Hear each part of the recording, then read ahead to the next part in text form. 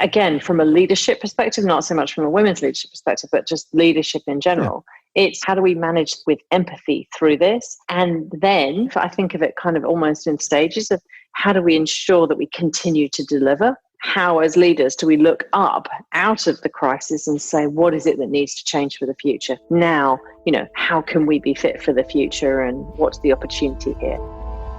This is CrisisCast 2020 with me, Toby Goodman, a podcast where I get timely wisdom from experts in life and business. These guests will answer my 5 questions, sharing wisdom and insights to help you and me get through this global shitstorm. Today on CrisisCast 2020, a Brit escapes Manhattan at the peak of the pandemic, drives 13 hours and self-isolates with her kids in an Airbnb.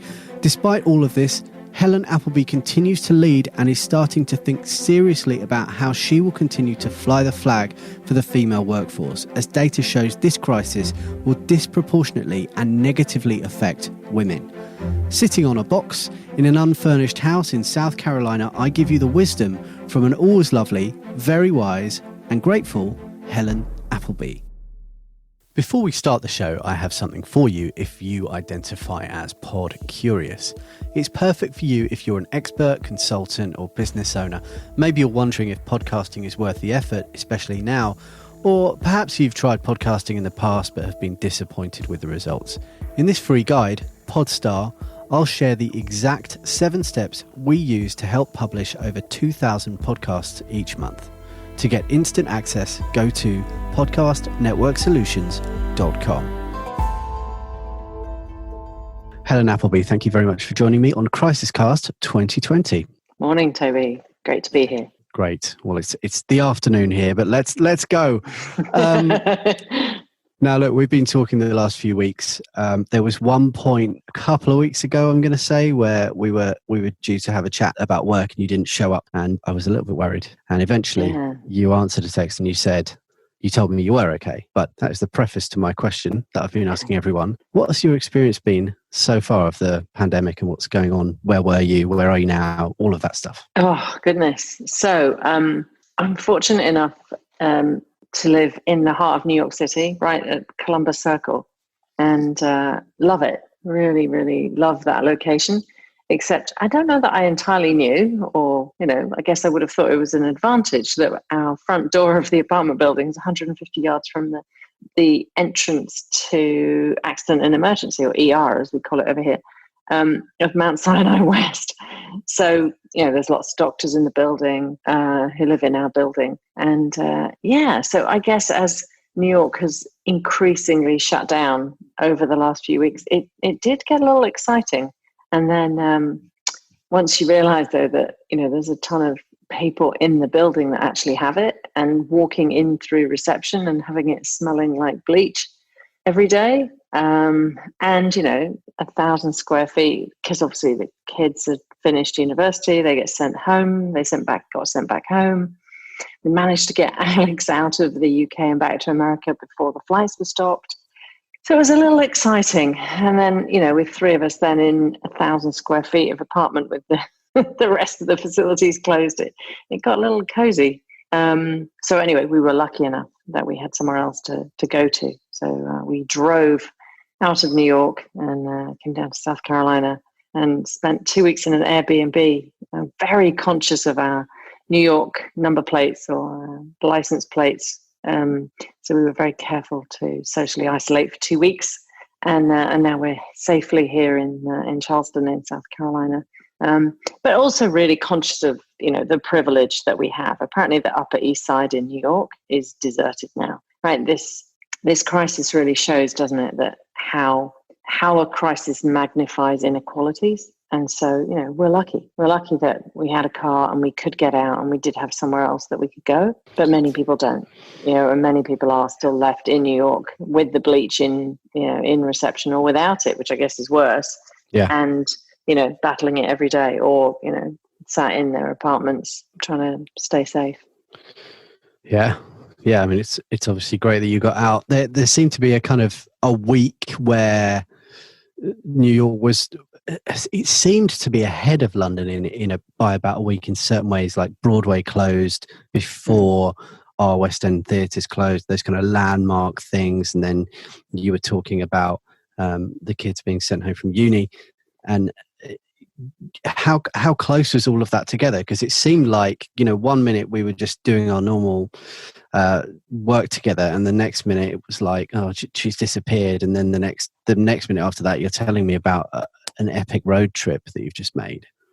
Yeah, I don't know how close that was. Don't you find what I'm really experiencing right now is that time is very bendy? Yeah. And so there are certain things that, you think, wow, that was just the other day. Or I don't know, I find it really difficult to remember, when did we leave New York? And when did that close? And when did this close? And, 2 weeks, like a week at the moment just feels like a month, doesn't it? And a month feels like a year. And, thinking back to, when we went to restaurants, the good old days, that was fun, wasn't it?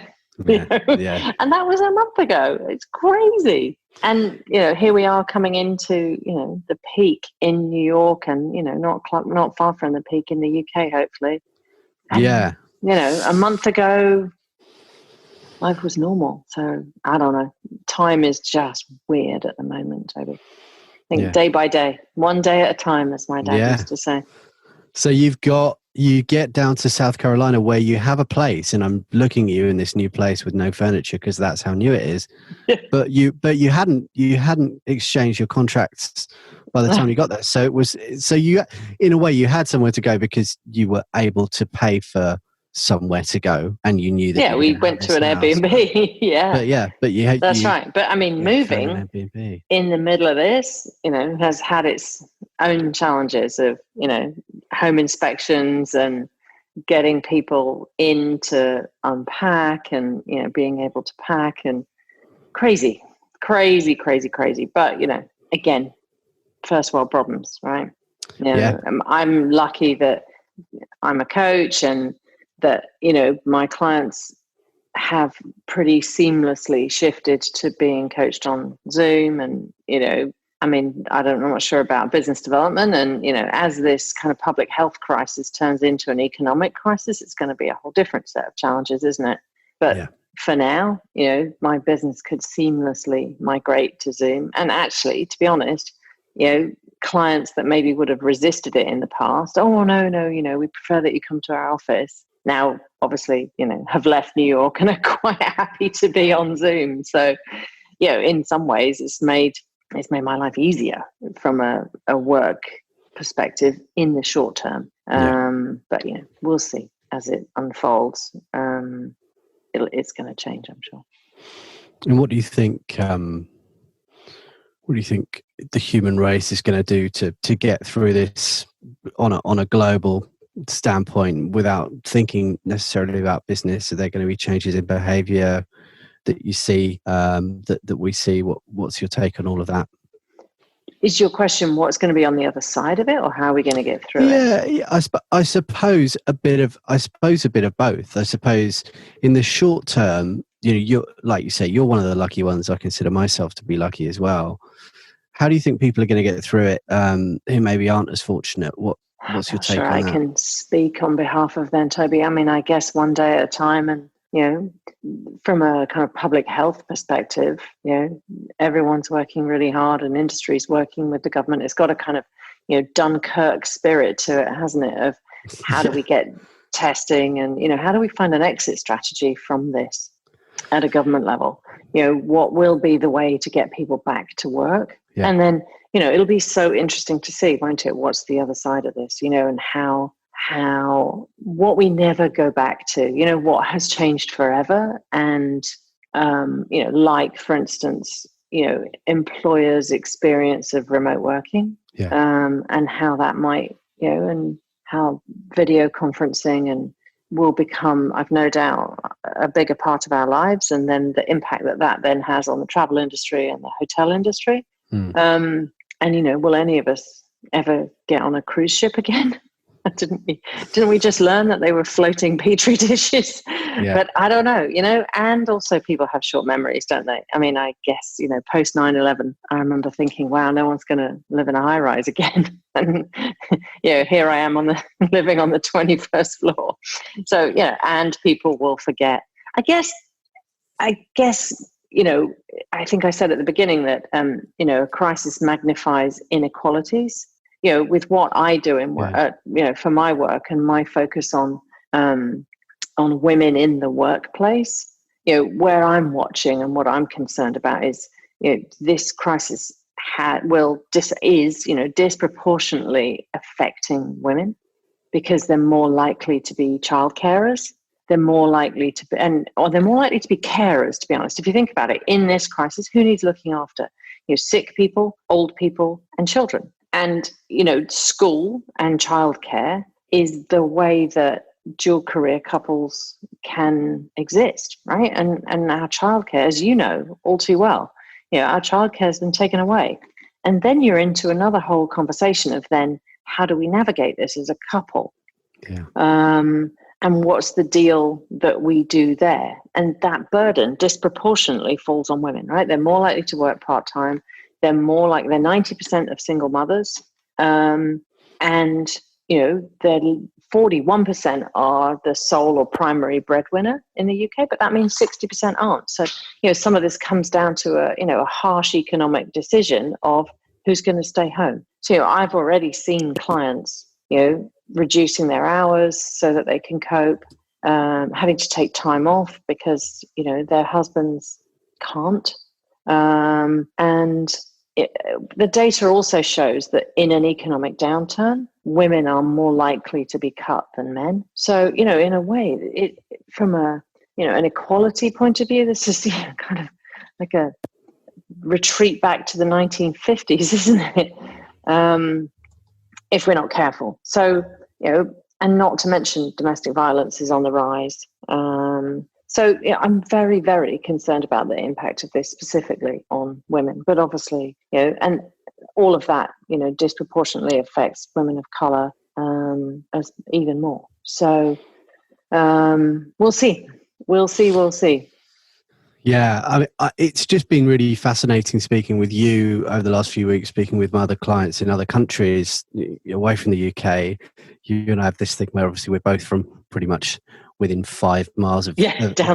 We're both, and you're there. So for me, it's been fascinating just listening to your take on what's going on, not just because of what is actually going on in the States, in New York, but also where you're getting your information from. The news sources, we're kind of weaned on whatever comes out of the BBC as being an absolute truth and what's happening, obviously.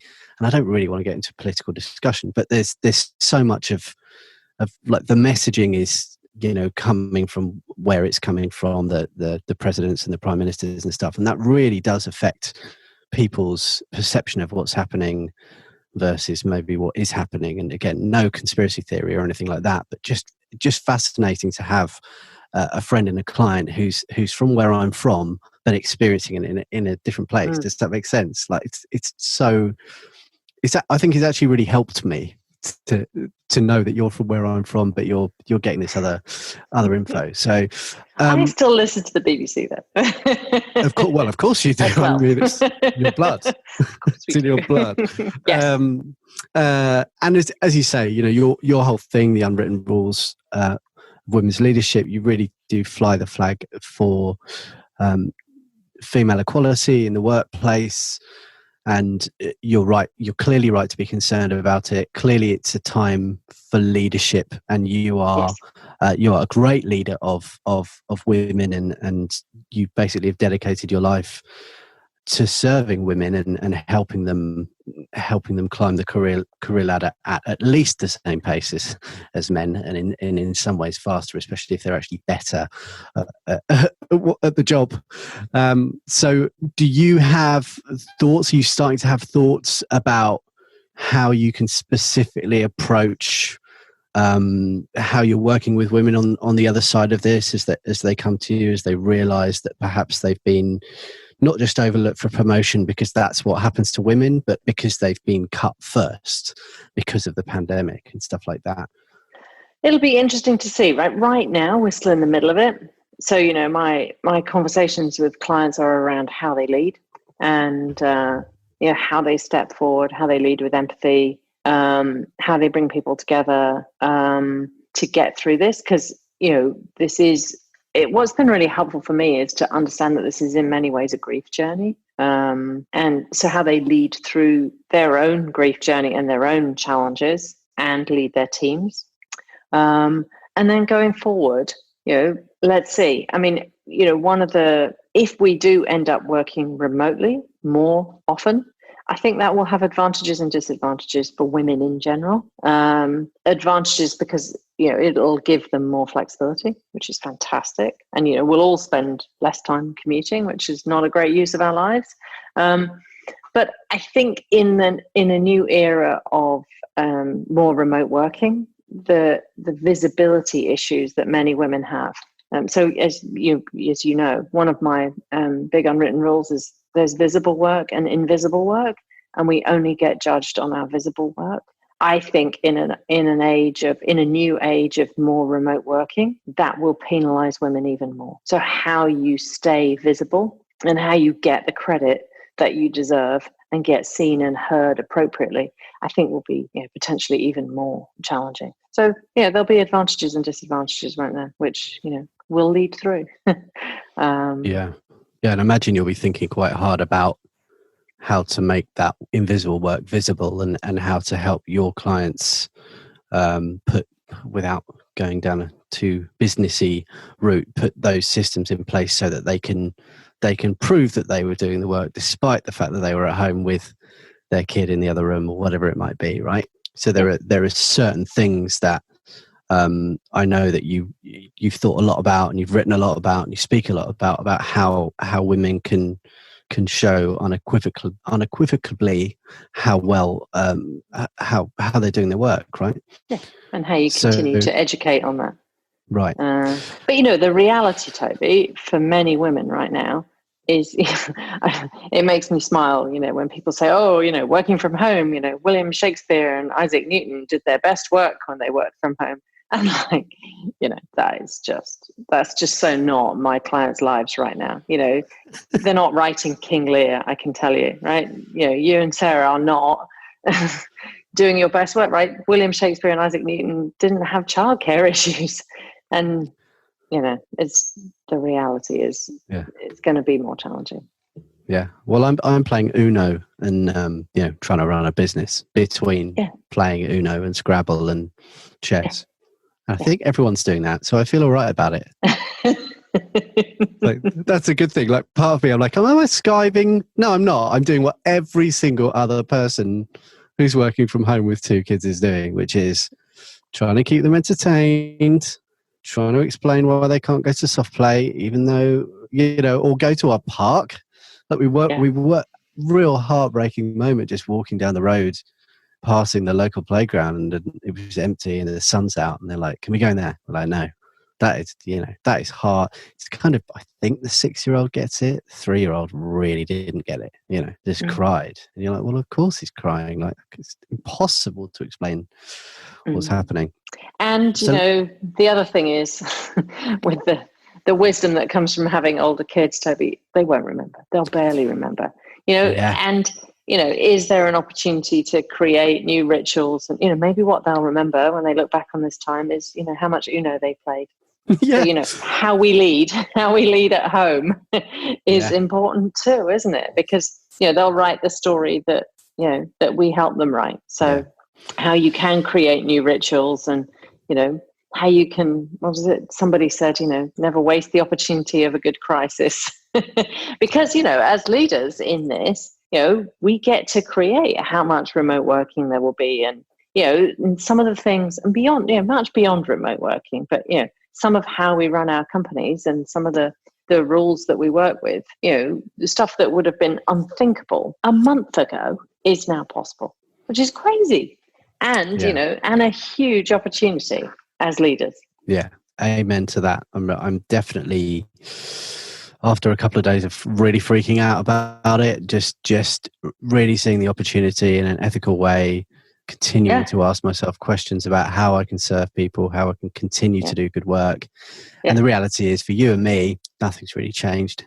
You know, we were already hip to this, but actually certain clients. Yeah, and I think, has it? I mean, a lot has changed and nothing's changed, right? Yeah. Because, you know, we're all going through this shock and awe and grief journey, but, you know, coming out the other side, there'll be opportunities, won't there? And it's, you know, again, from a leadership perspective, not so much from a women's leadership perspective, but just leadership in general. Yeah. It's, you know, how do we manage with empathy through this? And then, you know, if I think of it kind of almost in 3 stages of how do we ensure that we continue to deliver?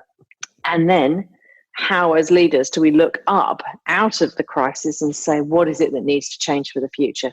Now, you know, how can we be fit for the future? And, you know, what's the opportunity here?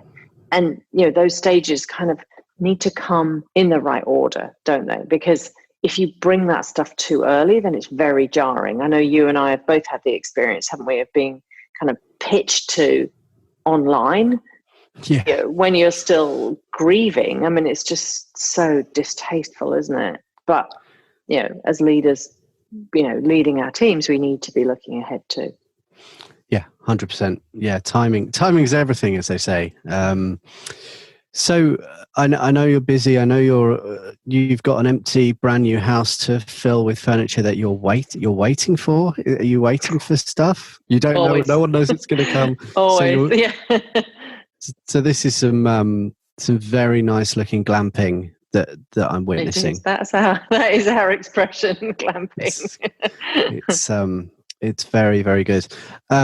So and that is a first world problem, and you look well, and you look like you're super grateful that you've managed to get out of New York. And I'm stunned that you're in a building full of doctors and right where you were, and that I haven't heard you cough yet, and I hope I never do. So I'm really happy, and I know you're busy. So I just want to ask you one more question, which is, of all the things you've seen, considering you are where you're from, you're from the UK, you live in New York, you've done a crazy road trip. What's impressed you? What have you seen that's surprised or impressed you since this has all happened that you think will be a memory going forward that you'll perhaps treasure? Oh, treasure. Maybe you won't treasure it, but something that stuck out from all of that stuff you've done. I think so. It's not a treasure one. Hopefully we'll treasure glamping, the experience of it. You definitely will. Have desks and somewhere to sit in the future. Yeah. I'm sat, by the way, on a cardboard box right now. Respect. But what has impressed me, to be honest, and again, without getting political, I think governments have struggled with this and struggled with the policy part of this public health crisis. And I think and it's not universal, it's not companies in general, but some companies, right? I think a lot of the leadership through this crisis has come from companies. And so, you know, obviously they've had a lot of help they've had more help in the UK than they've had in the US, but just, you know, I've been really impressed with how some companies have stepped up and, you know, been very clear. I don't know, JP Morgan, for instance, saying that they're not going to cut anyone's job this year. I think American Express have said the same. Just to give their teams some breathing room. I mean, it's not a guarantee forever, but, you know, and the ability to work remotely. I think they've just been leading, maybe in the absence of clear guidance, you know, from the government, and so that's been good. You know, most of my clients are doing really well and navigating the change positively. But like I said, you know, we are privileged, and, you know, so are the people that I'm lucky to get to work with. So, but it has been good to see. It's been good to see some really good examples of leadership in business. Yeah, I think over here there was this kind of thing where the government said don't go to restaurants, don't go to theatres, but you didn't actually close them. for example, and then a couple of days later, he did close them. But it was interesting in those 2 days, which restaurateurs, which companies decided to close the restaurants of their own volition, right? And I couldn't believe, I was like, wow, McDonald's has just closed, including drive-throughs, which we thought, oh, well, at least the drive-throughs will be open if we're really desperate. And then suddenly the drive-throughs closed, and I'm not someone who frequents them too much. I was kind of just thinking of like, where are we going to get our food and stuff? But then they closed that stuff. And in hindsight, really, really, really That's great courageous leadership, isn't it? Yeah. Because, I mean, God, imagine how much that would have stung their bottom line. But you're going to, when they come back, people are going to flock back, right? And that's always my advice to leaders is, right, what people remember now is how you led. Yeah. What I remember after this. Yeah. Well, Helen, thank you. I hope you found it reasonably pleasurable. Always a pleasure talking to you, Toby. Good. Well, I'll talk to you in our normal positioning later on in the week. Good luck with the box. It'll be back to normal business and podcasting and finishing my book and yes, all that stuff's going on in the background, isn't it? And we'll be back. Good. Excellent. We will. Congrats on the new house. Thank you. All right. Lots of love. Soon. This episode of CrisisCast 2020 was produced by me in London and Kate Astrakhan in Michigan, with artwork by Ryan Field and sound design by Lee Turner. CrisisCast 2020 is a production from Podcast Network Solutions, a full-service podcast production company who are ready to help you plan, record, produce and promote your message with podcasting. To find out more and grab your copy of Podstar if you're feeling pod curious, visit us at podcastnetworksolutions.com.